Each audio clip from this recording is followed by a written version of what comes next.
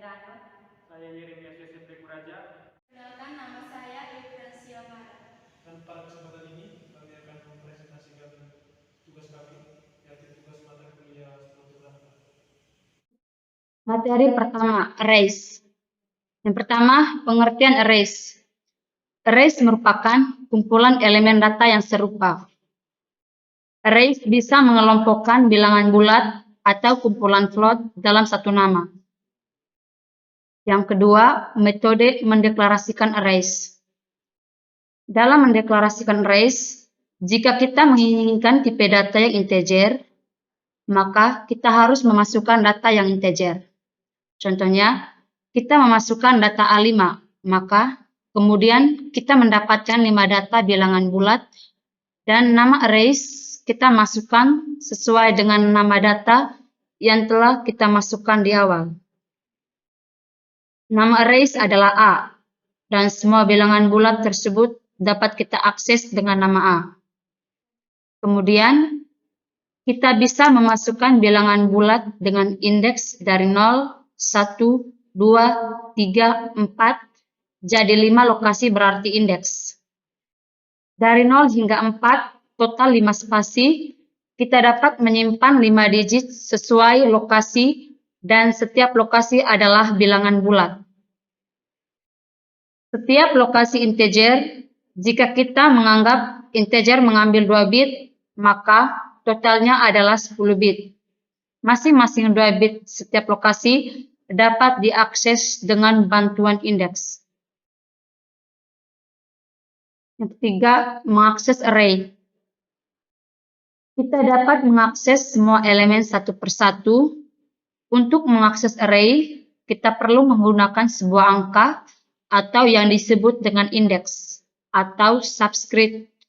Ketika memasukkan nilai ke dalam sebuah array atas sebuah nomor indeks atau subscript telah dimasukkan kepada tiap ruang array, jadi program dan programmer dapat mengakses setiap nilai pada array. Nilai sebuah indeks dapat dimulai dari angka 0 sampai dengan akhir. Array kita perlu ketahui bahwa sekali array dideklarasikan, nilai yang telah disimpan dalam setiap anggota array akan diinisialisasikan sebagai 0. Jika array telah dideklarasikan dan dikonstruksi, nilai yang disimpan dalam setiap anggota array akan diinisialisasi sebagai 0. Untuk tipe data referensi seperti string, nilai dari string tidak akan diinisialisasi ke string.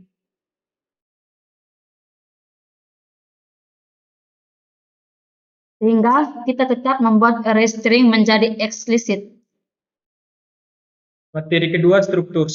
Struktur yang didefinisikan sebagai kumpulan dan anggota yang terkait. Anggota di bawah satu nama dan anggota data tersebut mungkin bertipe serupa.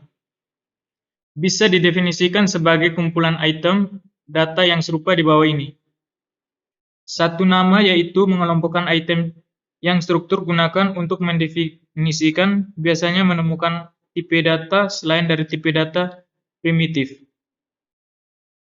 Tipe data primitif seperti aliran integer untuk mengandalkan penggunaan primitif, sehingga kami dapat menentukan tipe data. Struktur yang dimaksud dengan ukuran struktur seperti berapa banyak memori yang dikonsumsi, kemudian mendeklarasikan struktur tersebut. Di sini kami mengambil sebuah contoh persegi panjang atau figur persegi akan memiliki sifat seperti Lego dan merah.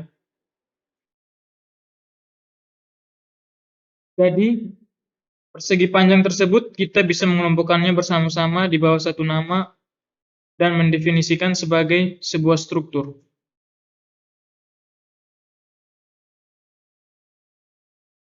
Kami akan mengambil tipe data integer panjang dan tipe integer yang memiliki dua anggota panjang dan lebar. Kami memilih tipe integer. Tipe integer merupakan tipe data berbentuk bilangan bulat atau tipe data numerik yang umumnya digunakan untuk menyimpan angka tanpa komponen pecahan dengan angka min 707, 0 hingga 707. Tipe data integer ini mencakup semua bilangan bulat atau bilangan yang tidak memiliki komponen pecahan. Contoh kedua, nomor kompleks. Bilangan kompleks dalam matematika didefinisikan dalam istilah A plus B, di mana itu adalah bilangan imajiner. Jadi, dua bilangan real adalah A dan B. Secara umum, bilangan kompleks dilambangkan dengan A tambah IB, dengan A dan B merupakan bilangan real. Contoh ketiga, contoh untuk bermain kartu. Contoh bermain kartu memiliki beberapa sifat. Kartu di bawah ini memiliki nilai nominal dan memiliki warna merah dan juga bentuk hati.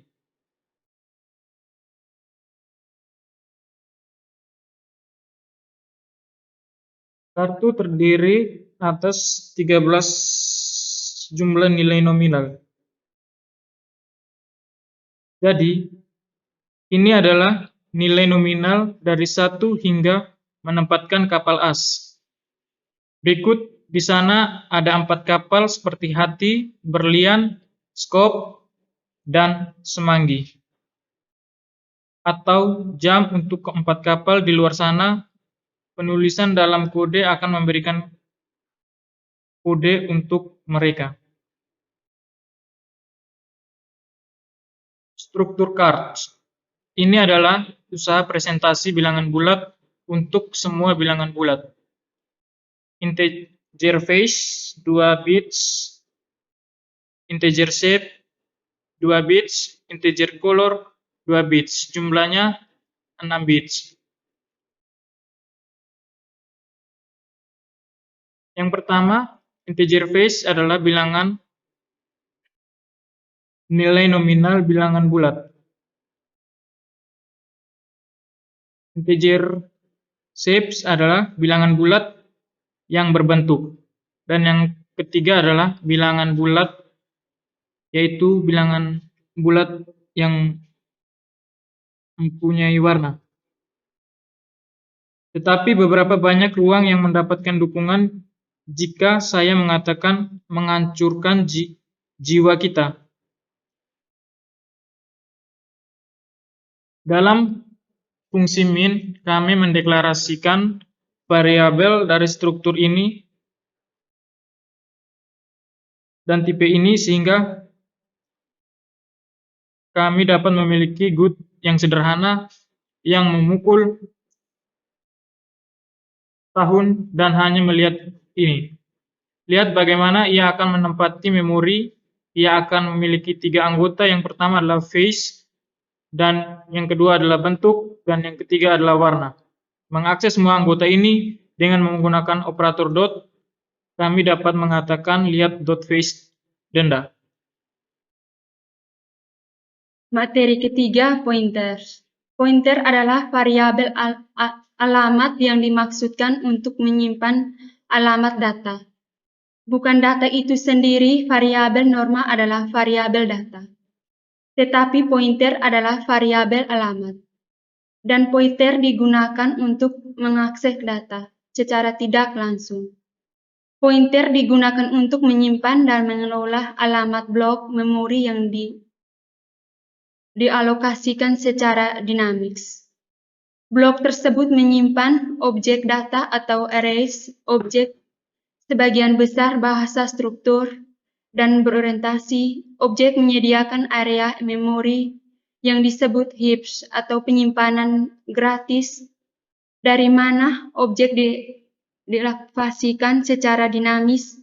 Sederhananya, pointer tidak lebih dari variabel yang menyimpan alamat di memori. Komputer, disinilah pointer mendapatkan namanya. Variabel pointer penyimpanan alamat bagian memori tertentu di komputer. Dengan kata lain, pointer menunjukkan ke lokasi tertentu di memori.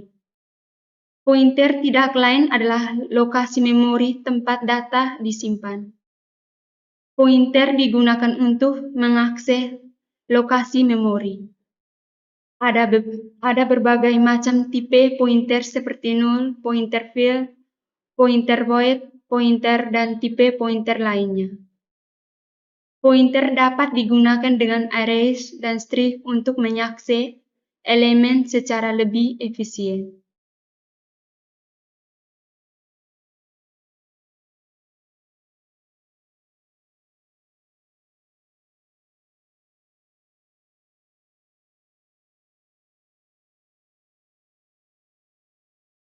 Tipe data integer. Null printer adalah prosesor Markov berasal dari bahasa C yang di dalamnya berisi nilai 0. Null sangat berguna untuk mengosongkan nilai dari suatu variabel. Printer yang memiliki diinisialisasi dikenal sebagai printer liar karena menunjukkan ke beberapa lokasi memori arbiter dan dapat menyebabkan program macet atau perilaku buruk. Beberapa lokasi memori yang tidak diketahui sedang rusak. Harap dicatat bahwa jika printer P menunjukkan ke variabel yang diketahui, maka itu bukan printer liar. Printer void di C adalah printer yang tidak terkait dengan tipe data apapun. Ini menunjukkan ke beberapa lokasi data dalam penyimpanan. Ini berarti menunjukkan ke alamat variabel.